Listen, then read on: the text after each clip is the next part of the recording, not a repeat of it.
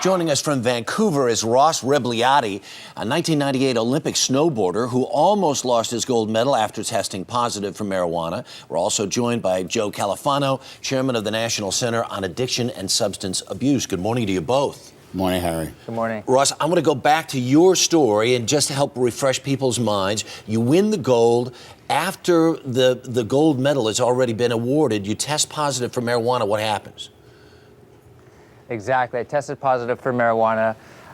They basically stripped my medal from me right away, and I went through 2 appeals, which I lost both of, before I went to the Court of Arbitration, in which they just reviewed the list of banned substances and found marijuana not to be on that list, and then quickly reinstated me. So you got your gold medal back. What is your reaction to to what has happened to Michael Phelps in the last couple of days?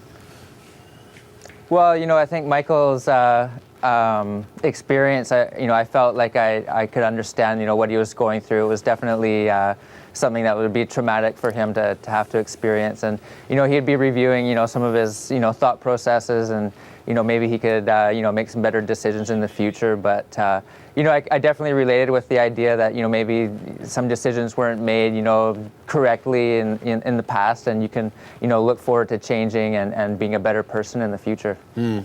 Joe, your reaction to this, because there was no more greater sort of iconic sports figure in America, maybe even around the world in the last year or two, than Phelps. This picture gets published, and there's this kind of a collective shrug around the country.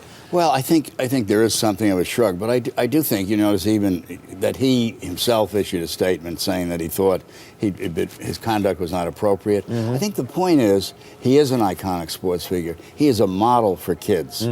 And this whole issue of marijuana really should be looked at in terms of kids, teenagers. Because most people will never smoke pot if they don't smoke it while they're teens. But if they make it to 21 and don't smoke, the chance of them smoking is almost non-existent, right? Exactly. And we know today's marijuana is much stronger than the marijuana the parents smoked in the 70s. There are more kids in the United States in treatment for marijuana dependence than there are for alcohol dependence. And we know a lot more about its impact on the developing brain as we've learned more and more about neurology here. So I think it's important for Phelps to indicate kids shouldn't do it. He's essentially said that. Right. But I'd like to hear him say it a little louder and a little more firmly. Ross, let me ask you this. As an Olympic athlete, you know what it takes in terms of the dedication and everything else in order to get yourself to the top of that podium. This is a guy who's done it in a way no one has ever done it before. Some people are saying, give the guy a break. My God, the guy has dedicated his entire life to sport. Should he be crucified for perhaps a moment's lapsed judgment? Absolutely not. Michael Phelps is a great person in the pool and out of the pool. I think that, the societies are coming together right now and realizing, that marijuana is not a dangerous substance when you compare it to the likes of alcohol and smoking tobacco. Not to mention that, but as an athlete, you have to seriously consider whether you're going to consume alcohol.